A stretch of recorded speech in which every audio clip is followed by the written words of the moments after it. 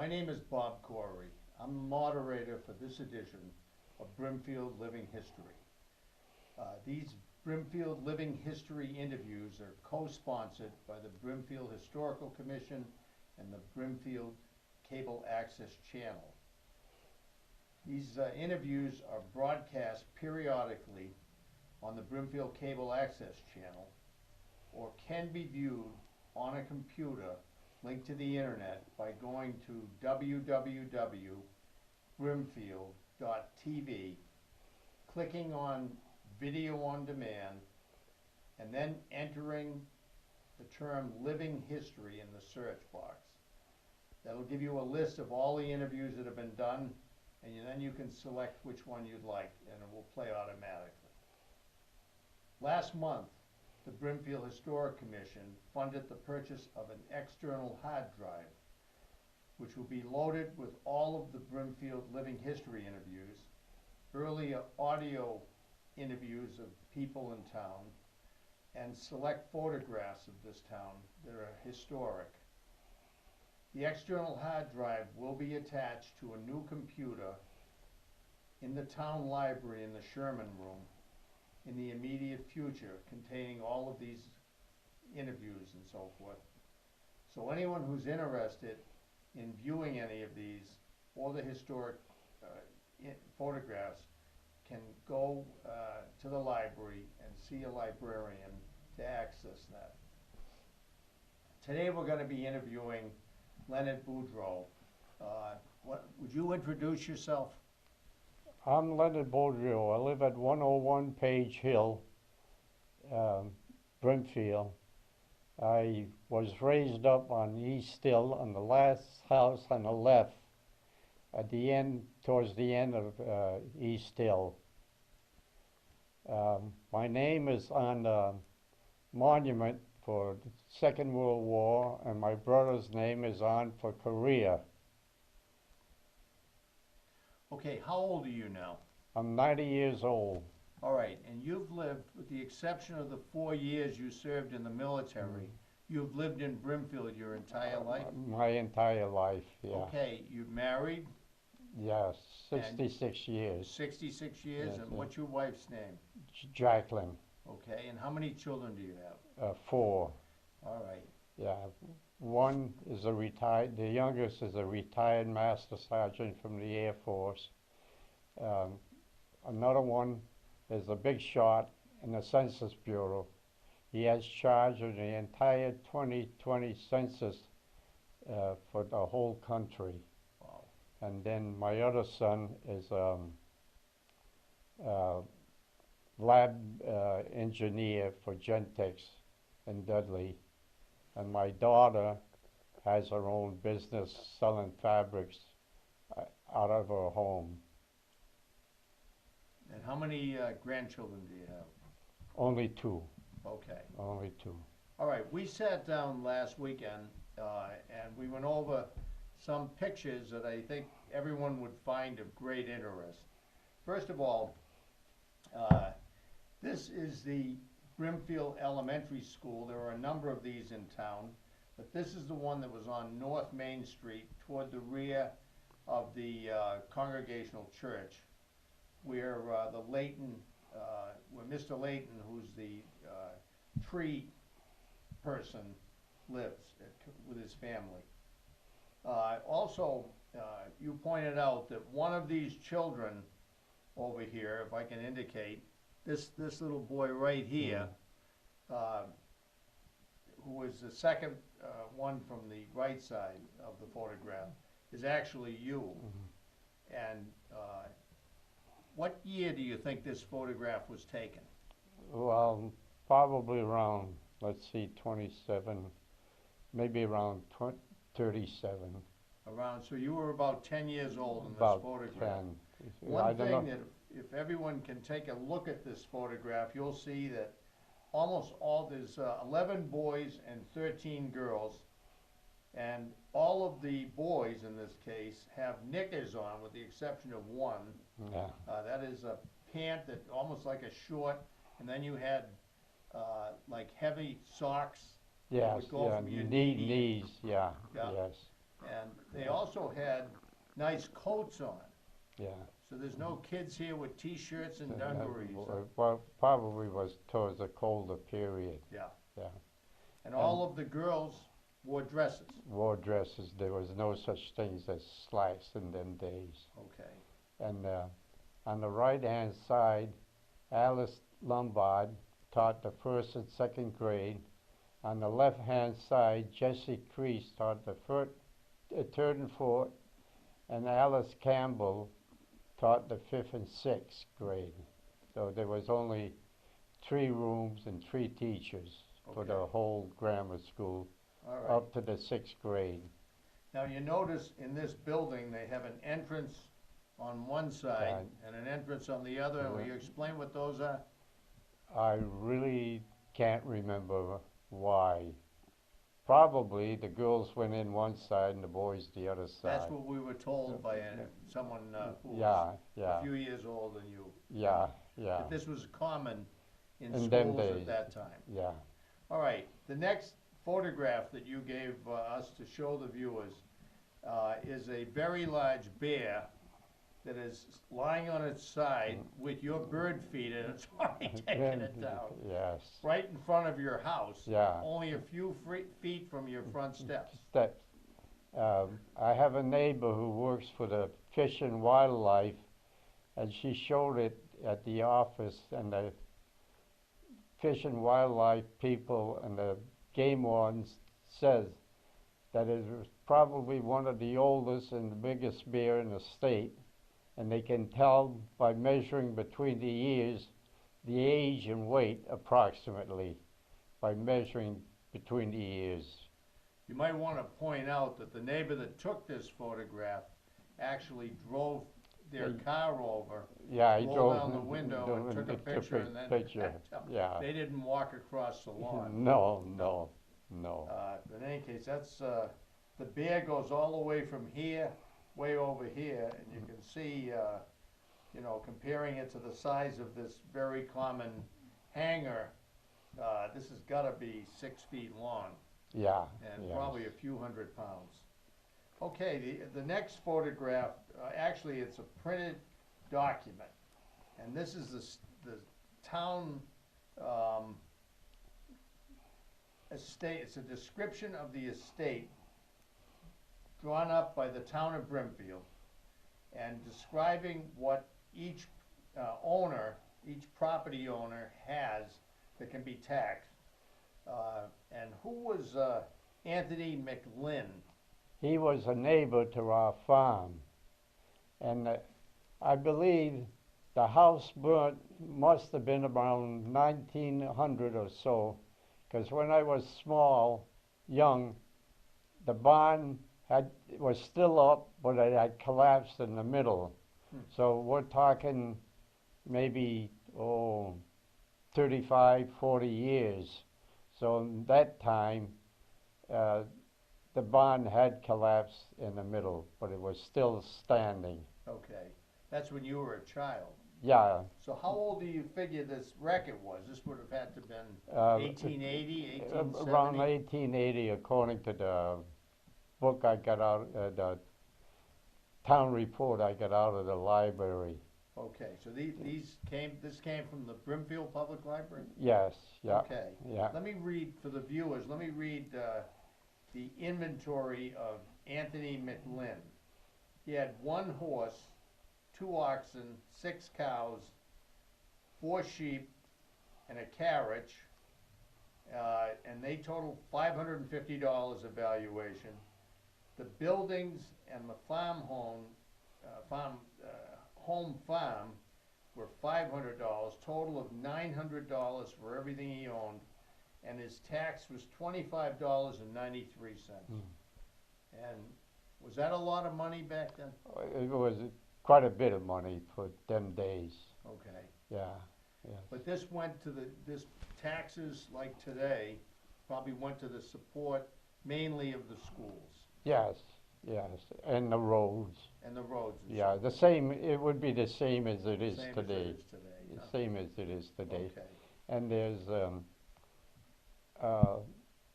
a lot of those reports in the town hall. Not the town hall, the town library. Okay. Yeah, where you can find a lot of, and you looking through the books, the books. The average farm only had one horse. Everything, all the work was done by oxen. So I guess that's Okay. All right, the other photograph you gave me came from a newspaper clipping, and it shows East Brimfield. Again, one of our people we interviewed earlier, Sumner Barr, age 94, was the only remaining person alive from East Brimfield, and he gave us quite a bit of information. This, as people are leaving town, going across the causeway between Brimfield and Sturbridge, on the right side of the road is where East Brimfield was located, where right? the Baptist church is now located, Okay, on the East Brimfield Holland Road.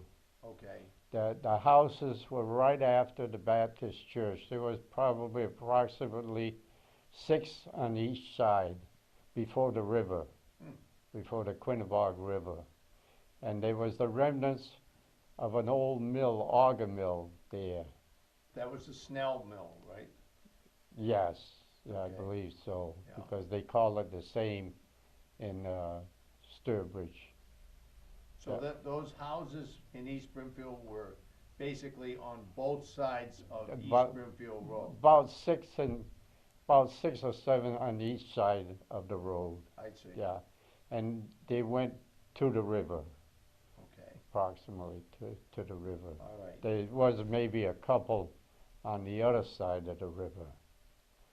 So the causeway obviously is built by the state, raised the level of the land in there, Yes, yeah, and also they put in a dam, yeah. and also created a bridge over, again, brought a lot of fill in and built up the bank on the west side of what is now, the reservoir. Mhm. Okay, and then they filled that area up. Yeah, okay.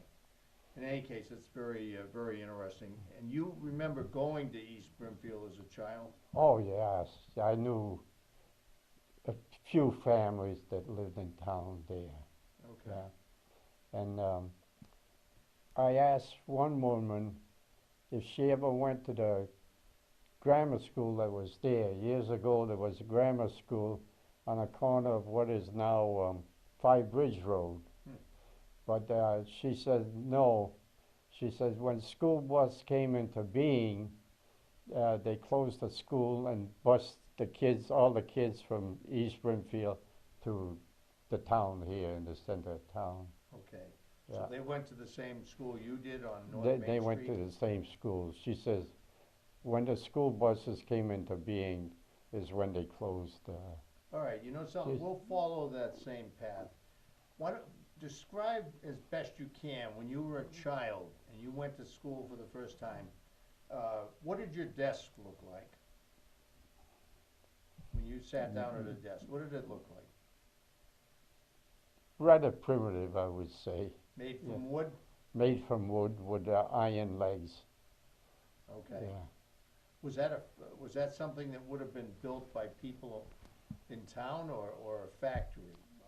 I imagine it was mass produced, Okay. and it was probably, no matter where you went, was probably the same furniture.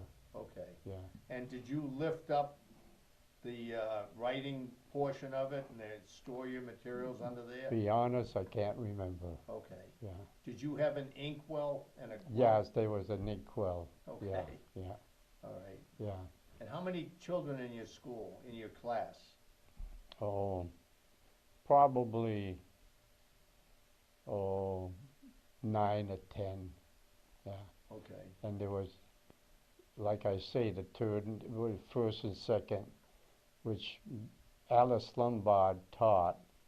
Jesse Crease taught the third and fourth, and Alice Campbell, whose father was the blacksmith and owned the sawmill on Mill Lane, taught the 5th and 6th grade.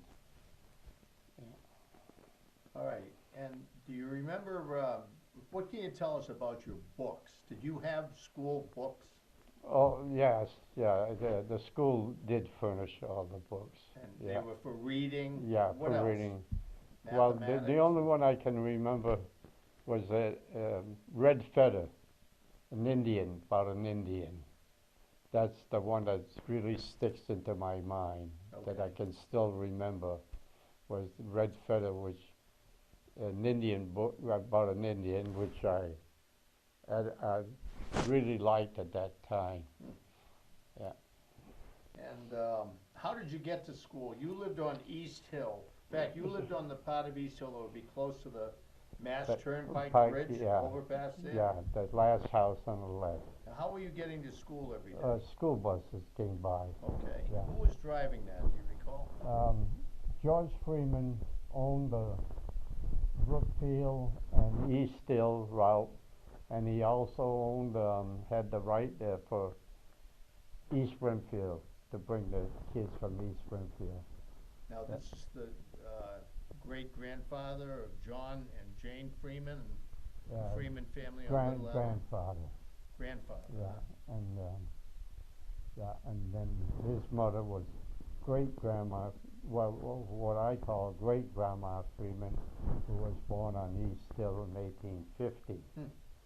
And when she told me, she was born on a farm next to us, that when she was young, she could look out the second-story window and see all of Little Rest Road, good part of the Brookfield Road, and pretty near all of the Great Meadow, which was loaded at that time with what they call the mountain cranberries, which was a big crop. And my father, when he bought the farm, he had owned 8 acres in that Great Meadow, but never bothered to find out where it was, because it was valueless, and it's still valueless now. The hunters told me now that the beavers have gotten it in, and a good part of it is water. All right, some other things. I was at your house last Saturday. We were talking about some things that we could have. You brought up some very interesting things about your memories of childhood. One of them was about Mary Travis. Well, Who was she? Mary Travis was born in 1850, and she lived until 1942.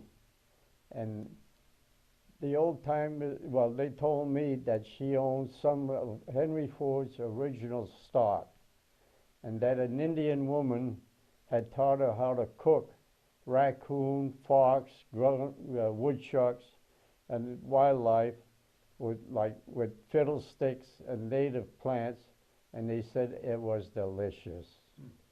And then great-grandma Freeman was born in 1850, and she died in 1954.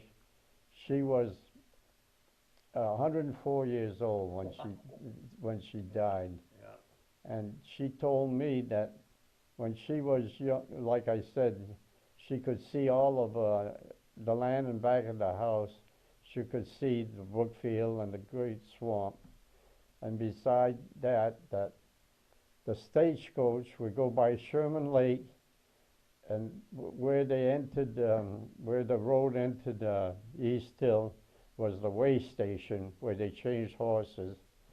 And then her house, her home, was a lunch stop for the stagecoach. And I knew one of the stagecoach drivers.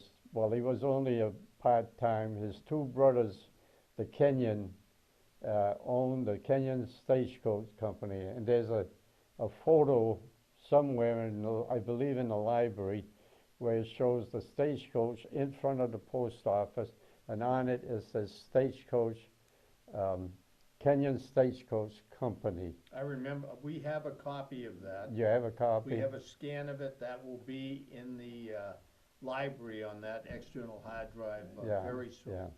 Well, I know his last child or daughter, I asked her about Pappy Kenyon, if he talked much about the stagecoach, and she says no, he was only a spare driver.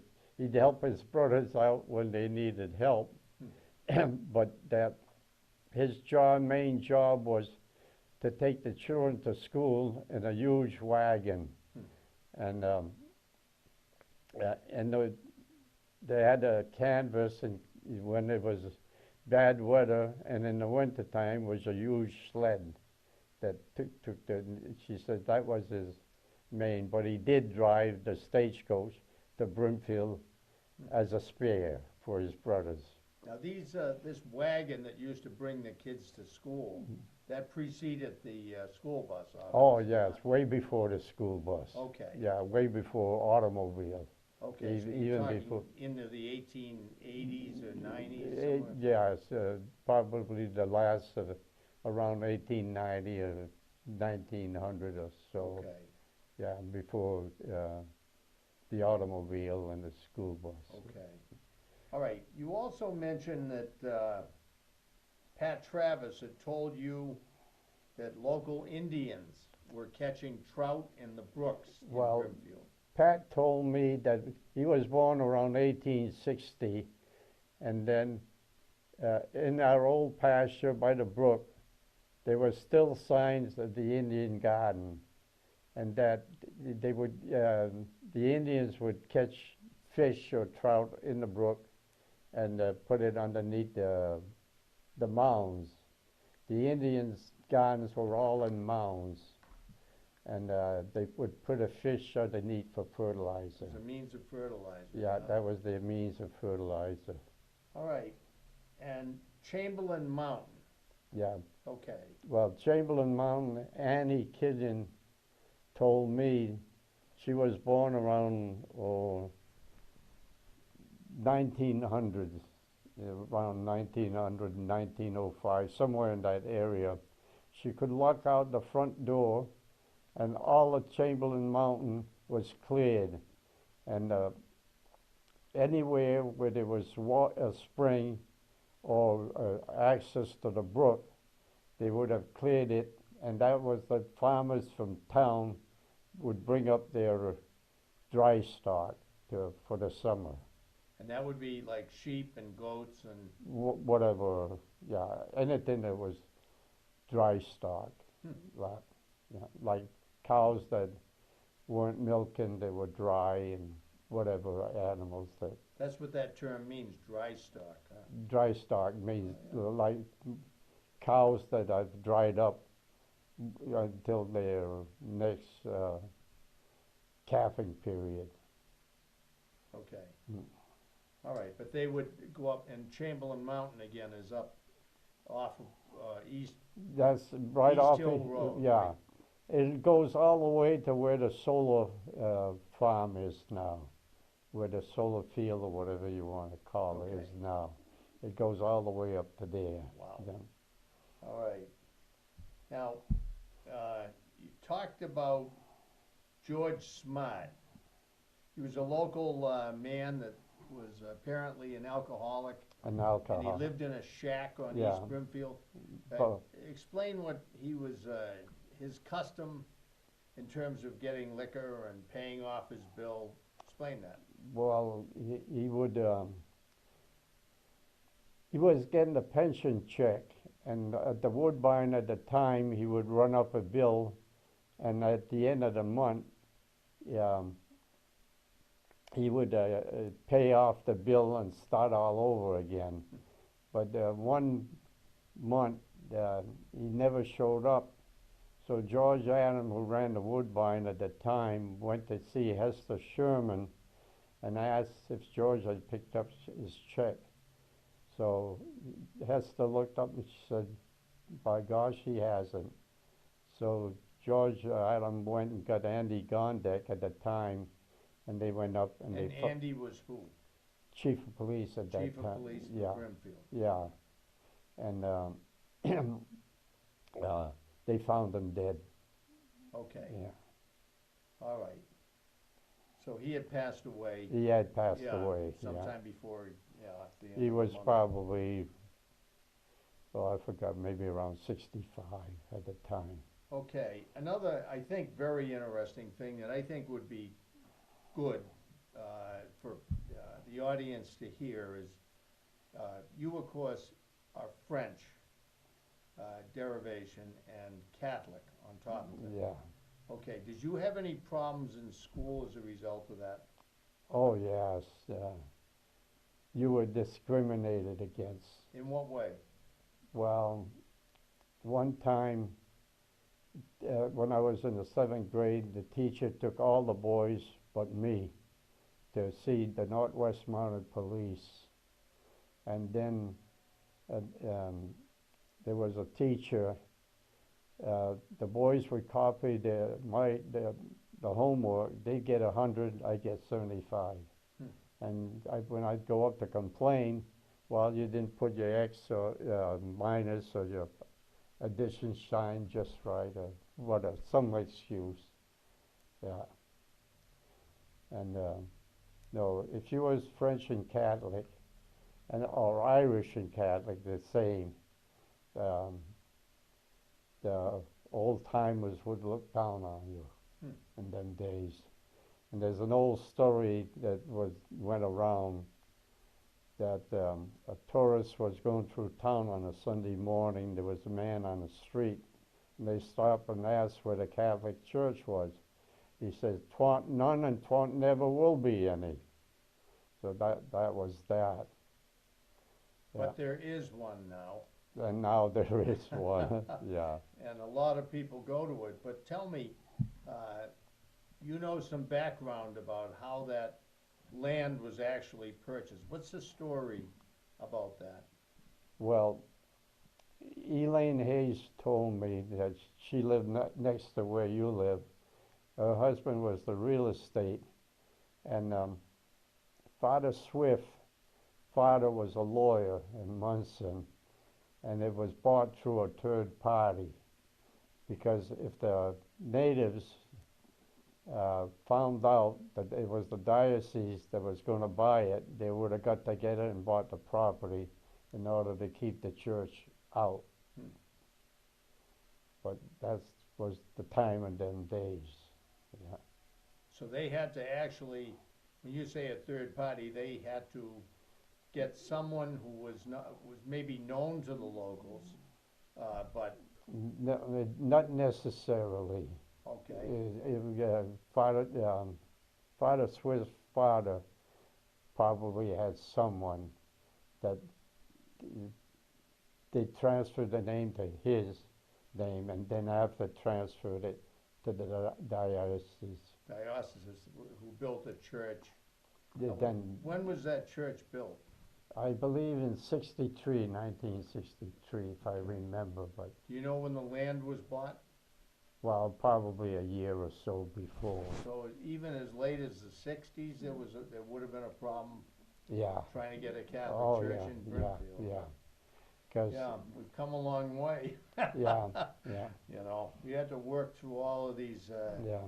religious and ethnic problems and Yeah, everything else, and that's and, an ongoing process. Where the not the rectory, the church center is now, there was old man Robertson.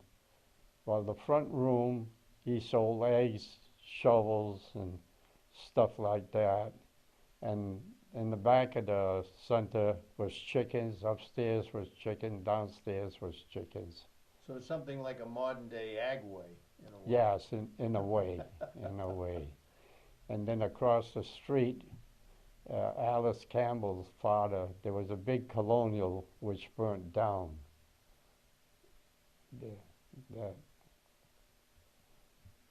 And her father owned a sawmill on Mill Pond. At night, they would put up boards to back the water up, and in the morning they would saw until they ran out of water because the mill ran by a water wheel. And after they got done, he owned a blacksmith shop on the Wales Road. Well, it's maybe 200 feet on the right-hand side was the blacksmith shop, and he would finish his day at the blacksmith shop. And of course, at that time, there was a lot of horses in town. He would do the horse showing or whatever blacksmithing that needed to be done. Now, what did Brimfield look like when you were a kid in terms of the forest and so forth? Did you have a lot of trees? Like Brimfield's a giant forest in the surrounding towns. What did it look like when you were a kid? What do you remember? Well, approximately what it does now, except the church and then Cumberland, and where Cumberland was. Well,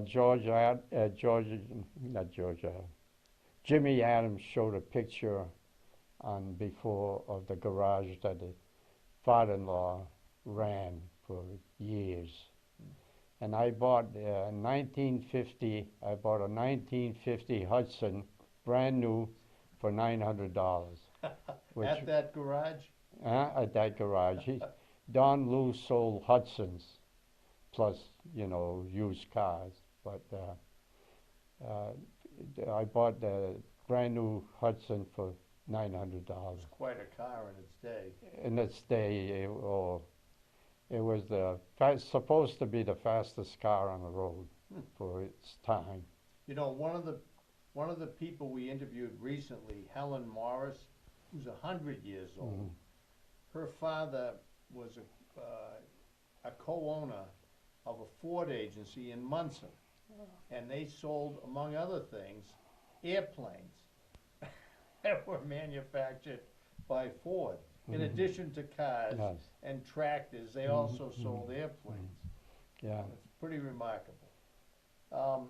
Tell me something, when you were a child again, going back to your earliest memories, what did East Hill Road look like? Was it a dirt road? Oh, it was all dirt at that time, and there was only 7 houses. On the whole thing? On the whole road. Wow. There was 3 right at the beginning of the road, and then there was 3 farms next by near ours. Okay. And that was it. And now there's 62 houses. And after I came back from the war, I could have bought, where Sullivan, the town clerk, lives, there was 163 acres I could have bought for $400. And then where the the road came up from Sherman Lake, there was what they call the John Brown pasture. I could have bought for it was 75 acres. I could have bought for $75. Oh, God. And imagine today what that would be worth. yeah, and where the recluse that died, it was 3.5 acres. I could have bought that for $20 and 6 bottles of beer. And everybody says, well, why the 6 bottles of beer? Well, he was a chronic alcoholic, and the 6 bottles of beer would have clinched the deal. Yeah, land at that time. Now, you didn't have any electricity in your house for a Electricity didn't come to where the farm was until 1947.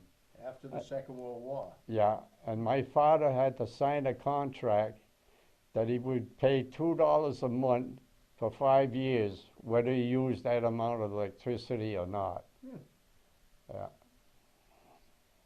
So how were you providing light at night? How was the Kerosene lamp. Kerosene lamps? Kerosene lamps. Okay. And how were you heating the house during wood? Wood, huh? Wood, yeah. And it was where wood. were you getting the firewood? Oh, off the farm. Right off the farm? Right off the farm. And cutting with axes or saws or what? Yeah, crosscut saws, and then some people had a tractor with a saw rig on it where you would cut it up to stove length. But in the woods, it was mostly axe and crosscut saw. And were you pulling the trees out that you cut down with oxen, No, with a tractor? yeah, with horses. Horses? Yeah, Oh, horses. yeah. Yeah. Tractors didn't come, probably the late 1930s. Yeah. And when Ed Kenyon told me that in the 1930s there was 33 dairy farms in Brimfield, and there isn't a one left now. Wow. And a few years ago, a person I know disputed it. So we took one afternoon off and we rode throughout the town on every road, and I pointed out the farms, and I got up to 32. That 33, I don't know where that one was, but I couldn't find 33. But I did show them 32 farms that was in town. Amazing. Making milk at that time. Yeah. Jerry Moran, was he the last one? Jerry Moran was the last one. Yeah. At that time, where Jerry Moran was, there was a guy by the name of Tom McGrath. He had a Guernsey herd, and where Harry Peters lives now, he had a Guernsey herd. And the Hillcrest Dairy from Worcester would come and pick the milk up. And you had to have their slogan was Golden Guernsey Milk. You had to have a Guernsey herd, and you had to test at least 4% milk. Otherwise, they wouldn't pick up your milk if it tested under 4%. Butterfat. Butterfat. Yeah, you had to have at least 4% butterfat. Now, if you drink 4%, you're going to die. You'll have a heart attack and die. Yeah. But at that time... That was considered good, or healthful, huh? Well, that was their motto, Golden Guernsey Milk, and it had to be 4%. Right. Now, you said your father worked in a woolen mill in Southbridge. And had what was called a subsistence farm. Yes. In other words, that was mainly to produce food for your own family. Yeah, for our own. So how many kids in your family? 4. 4? Plus your mother and father? Yeah. Was there anybody else living in the house, like a grandparent or anything else? No. Okay. And he had dairy cows, huh? Yeah, he had about 5 or 6 cows and a team of horses. A vegetable garden? Oh, yes.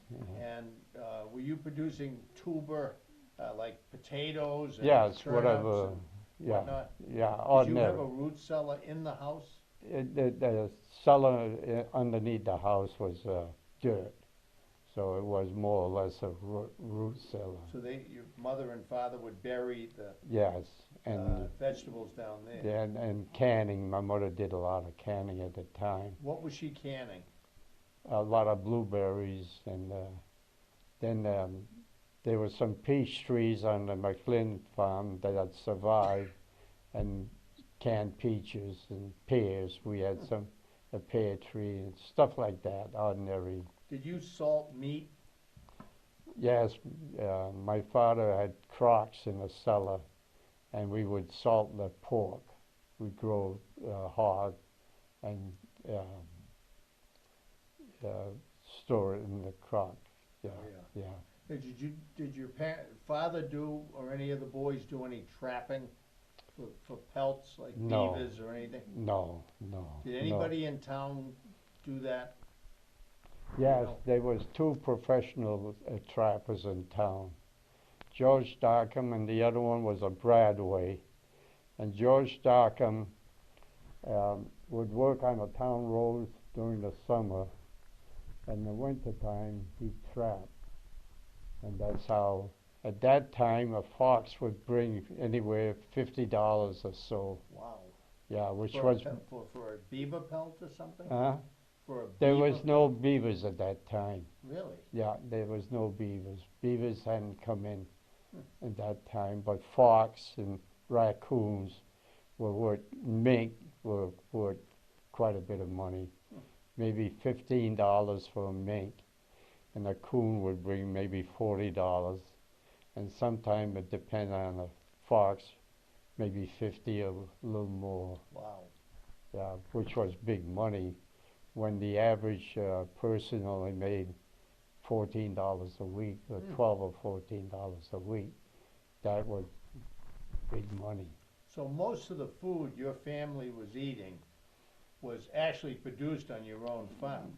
A lot of it, yes. Okay. Yeah. How often would your family go to the general store in the middle of Brimfield? Oh, once a week. And for what kind of products? Well, bread and basic stuff, cereal, bread, cereal, Hmm. stuff like that. Yeah. Now, was that general store, was that the one that was No, where the Gulf Station is now?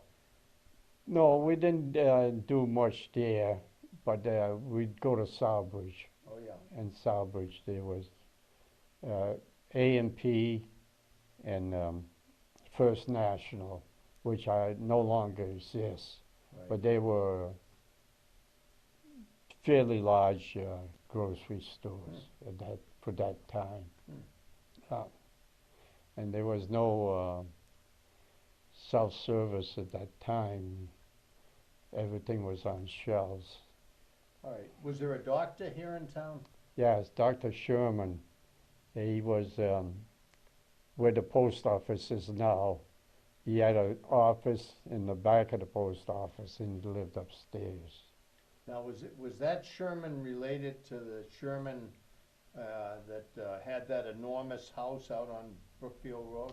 I don't really know. Or John Sherman? Yeah, I don't Milton really know. Sherman. All I know was Dr. Sherman. Okay, Yeah, no, I don't really know any of his history. okay. All right. Now, did you do any hunting to bring Oh, in yes, food? yeah. Deer and whatnot? Squirrels, rabbit, and deer. And they'd all be skinned and cooked? Huh? They'd all be cooked for meat? Oh, yes, Yeah. yes, yeah. Was yeah. that a common practice in Brimfield? Oh, yeah, And- yeah, yeah. That's why in the Army, a lot of the farm boys were good shots. Yeah. Um, because we were brought up hunting, and it's like a lot of the guys in my unit, like they were from Virginia, Kentucky, Tennessee, and those boys were born with a rifle in their hand. Yeah. Tell me, how did people entertain themselves, like in the summer? Like, were Well- there beaches in Brimfield? Oh, yes, there was a beach in Little Alum. At that time, there was only 2 or 3 cottages on Little Alum, around Little Alum Road. On the opposite side, where the Brownville Cemetery is, there was no cottage at all. There was one house that had fallen apart. The barn had been destroyed because I never did see any, just the foundation of the barn. But that was the only, on the opposite side, that was the only building. There was no cottages at that time. Okay. All right. And so you had a beach on Little Alum. Yeah, yeah, on the And Little could you Alum. rent boats there and? Not that I know of.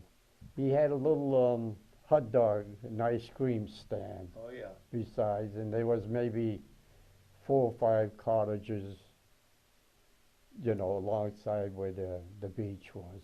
Okay. But that was it at that time. What about Lake Sherman? Was that used as a beach at all? Well, on the Brookfield Road, there was a little beach that was used, but the rest of it was a Boy Scout camp. Oh, yeah. Yeah, before.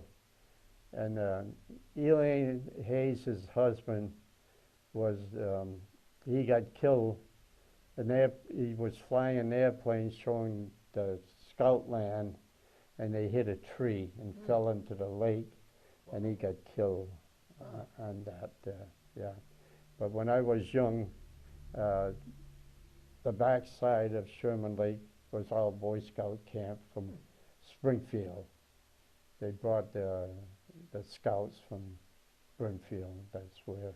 Okay. Yeah, and then along Route 20 was the boys' club from Springfield, where the So both of them came out to Brimfield and set up camp? yes, yeah. Huh. The boys' club was owned by either the Springfield city of Springfield or the YMCA. I forgot now which, but it was owned by Springfield. Yeah. Something I did not know. Yeah.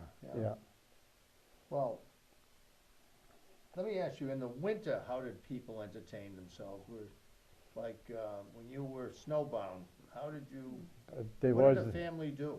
No television? No. Did you have radio? You did have Well, probably we after did have a radio, was battery powered. Oh, yeah. Yeah, so we did have a radio. Yeah. But what would you do at night? Read. Read, huh? Read. Yeah. Everybody crowd around a kerosene lamp? And Yeah. Read. That was about it. Yeah. Okay. Yeah. There was no television then. You probably went to bed fairly early? Well, yes. Yeah. All right. What do you remember about the businesses in the center of Brimfield at that time? What was that in the center for business? Well, the Woodbine, it was there, and then there was the garage, Okay. and then on the corner was Maddox General Store, Now that would be where the gas station is now. where the gas station, It's on the in- other side of, Yeah, on the other side traffic, of the Wales Road. 19, yeah. Yeah, that was about it. Hmm. Yeah. Was there a tea room that you recall? Oh yes, the tea room was run by a family by the name of Fogg, and the husband was the tax collector at the time, and but that's where Athens Pizza is now. There was a tea room there? Yeah, on the other side of where the church is now, that's where the tea room was. Huh. Yeah. Tell me, did you ever go in there? No. No. No. Not for a little boy? No. Who would go into the tea room? Huh? Who was going into the tea room? I don't really know. I mean, women, mainly, or was it like a social thing? You could go in there like a coffee Well, shop today? I imagine so, but I never had really anything to do with it. Okay. Yeah. Okay. So all I know is that the husband was a tax collector at the time. Okay. All right. Well, looking back,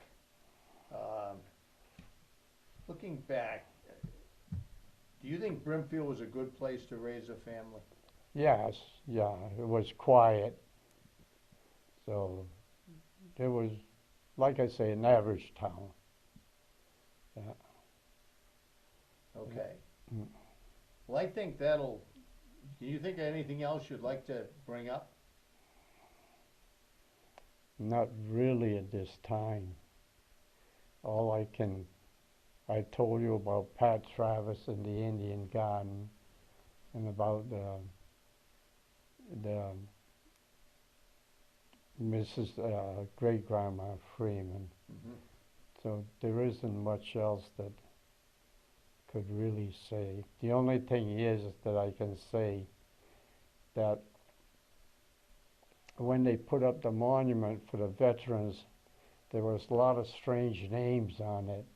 And I said to myself, those aren't family names. And then it finally dawned on me, there was maybe a half a dozen families in town had state wards. And when the war broke out, some of the names on there were older than I was. So that when they enlisted or got drafted, Brimfield was the only home they knew. So they listed Brimfield as their hometown, and that's how they got onto the, That is very, very interesting. yeah, so that's how they got onto the monument. You know, one of the 4 hunters that went with Lewis and Clark, Thomas Jefferson, when he was president, Yeah. engaged Lewis and Clark and a team of hand-picked people Mm. to go across the country and map it Yeah. and make observations about. Mhm. Well, one of those people, I believe his name was Proctor. He was a hunter. He was a young man in his mid-20s. Mhm. Claimed he lived in Brimfield, Massachusetts. Oh, yeah? Yeah. Yeah. I never knew that. Yeah. Talk about Brimfield. Bobby Hitchcock is, I believe, the only one in town that can claim his ancestors settled Brimfield. Huh. Yeah. And I asked him how he was related to Hitchcock, who built the academy, and he told me that Hitchcock was a bachelor, had no children, but he was from one of the other Hitchcock relation that came from, I believe he said, New Haven, Connecticut to Springfield, from Springfield to Brimfield. So was he related to the Hitchcock that started the Hitchcock Yes, Academy? yeah, but So he's an uncle or something of that nature? well, either brother or something. Okay. Yeah, to the Hitchcock. Mhm. He descended from that family, but not Hitchcock himself. Hitchcock himself was. Okay. All right. Well, we're about wrapped up, I think. Yeah. I really appreciate this, and I feel this was very, very interesting. Let's see. And I gotta say, for a 90-year-old man, you have an incredible memory. That's about all I have. Yeah. Okay, well, thank you very much. You're welcome.